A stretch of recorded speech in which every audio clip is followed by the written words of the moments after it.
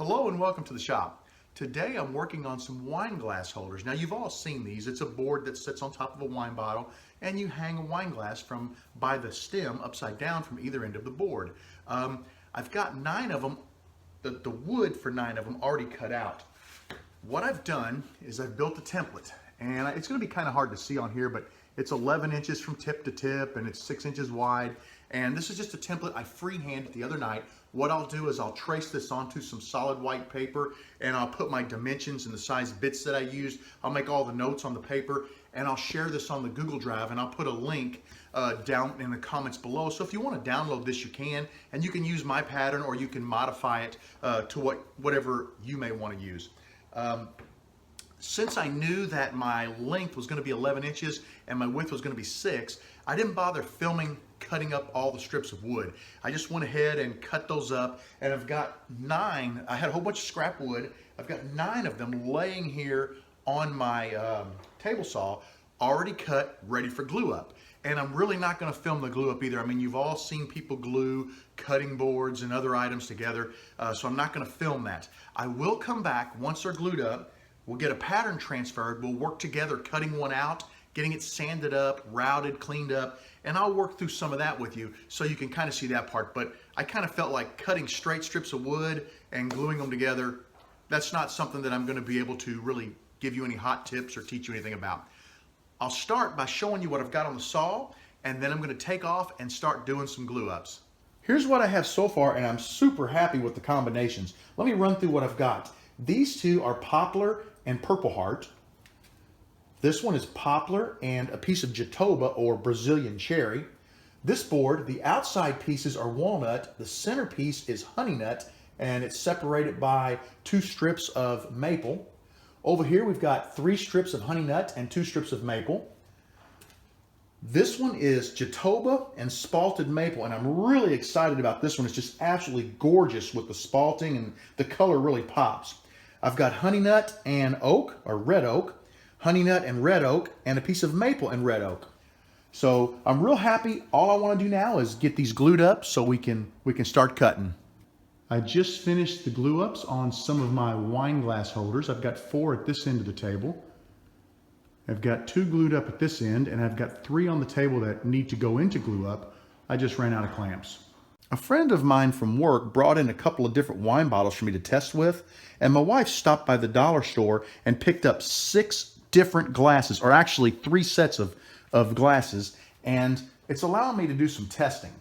What I've got here is a piece of 1/2 inch MDF, and I routed a little shoulder inside of the hole that I drilled for the bottleneck to come through. Now, this is 11 inches long by 4 3/4 inches wide. Mine are going to be 6 inches wide, just a tiny bit wider. I'll show you one more thing. I changed my template.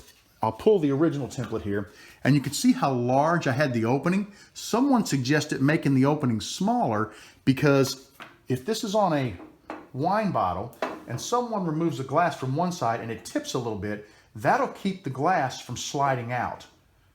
And it seems to be working fairly well.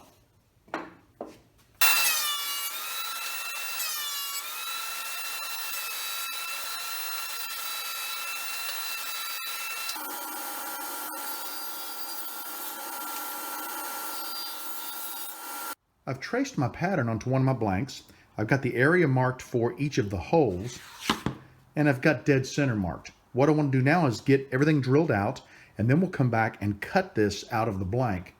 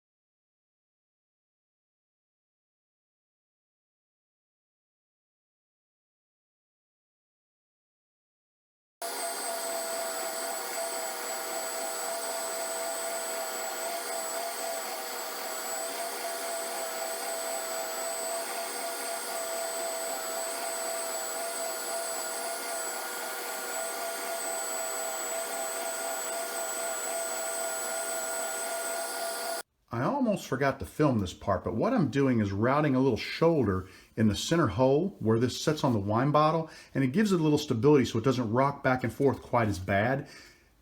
I had a little bit of an issue though. This particular board was tall enough to where it could roll against the bearing on the bit. This board was playing down a little farther, so as I began to raise my bit and I got to this particular height, the bearing was above the wood. If I put this on there, I'm going to tear it all up.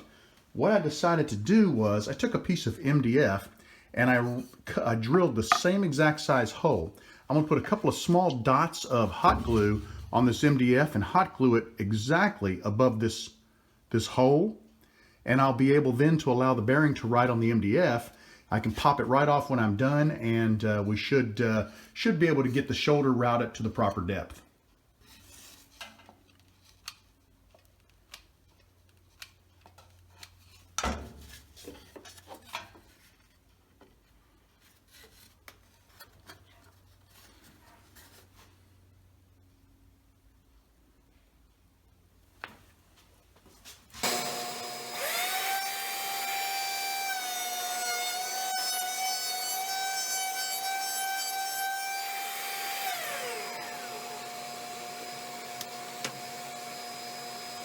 The next thing I want to do is I'm going to flip this over and I'm going to cut a shoulder on each of these holes. The reason being is I'll eventually cut a little slot in here to receive the stem of the wine glass. I want a shoulder so when I bring the wine glass in and set it down on there, most of them are fluted at the bottom. It'll let it seat a little tighter, and my hope is if this is on a wine bottle and you remove one of the glasses and it tilts toward the other glass, having it seated will keep it from sliding out of the slot.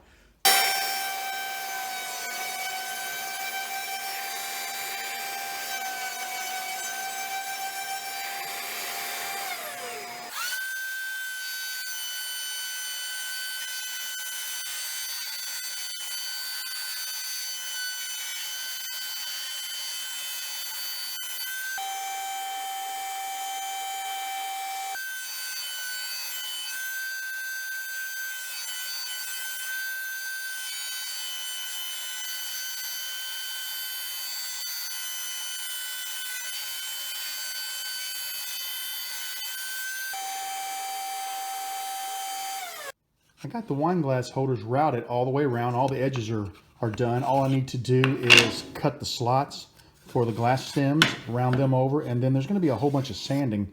But I think they look absolutely amazing. I'm blown away. This is beautiful with the Purple Heart in it. Love that one. Just look at the maple in the middle of that one. And that walnut, man, that is just sweet. And this one's my favorite. I absolutely love the look of that one. My wine glass holders are at a point where I'm ready to cut the slots in either side so that the glasses can be set into these little cradles. The size that I should cut the slits has been probably the toughest decision in this whole project. What I finally came up with is this particular wine glass of the 3 sets that I have has the thickest flute. So I took my calipers and I measured the center section of that flute, figuring you would come in with the wine glass and then set it down in the cradle. And I found that that distance was almost exactly the same as the back of my little mechanics or machinist square. So I've used the machinist square to draw a couple of lines on either side of the blank. And I'm going to go ahead now and cut that out, figuring that's really small. If it's too small, I can always enlarge it. So we're going to test this first, see how it works, and we'll make a final decision once we get done cutting.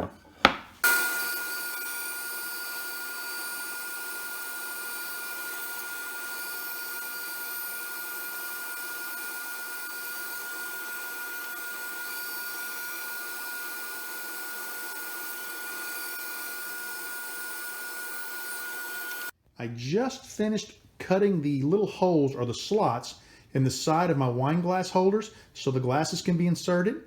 You simply lift up on the glass and slide it out by the thin part of the stem, and the fluted part at the bottom fits nicely into this rounded over section of the hole. And what that does is it keeps the one on the opposite side, it can't slide out when you remove the counterbalance. I really like how it looks. This one's ready for sanding and finish.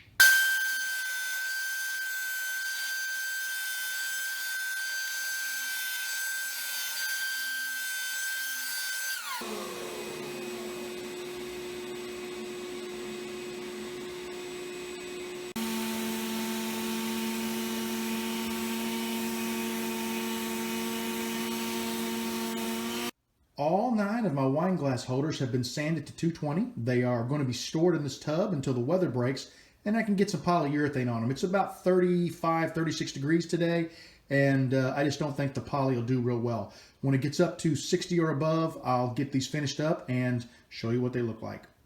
I just finished applying the first coat of a clear semi-gloss polyurethane to my wine glass holders. I'll show them to you in just a minute.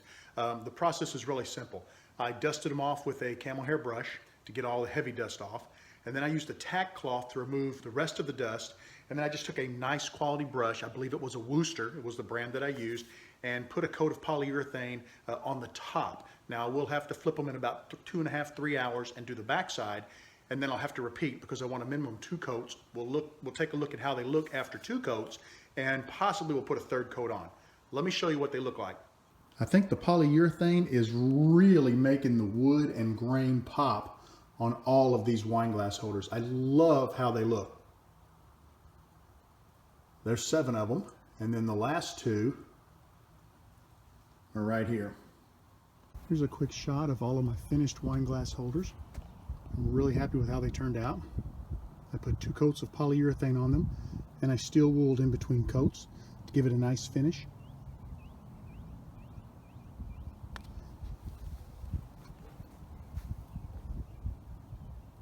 I really hope you enjoyed this project. I always have a good time when I step out of my comfort zone and make something that I've never made before. These were very enjoyable. I wasn't sure what to expect when I started, but now that I'm done, I'm very pleased, and I believe I'll make more of these in the future. They were easy, they were fun, and I just had a great time doing it. I want you to know that you are always welcome in my shop. Come back and see me again real soon. Take care, everybody, and have a good evening.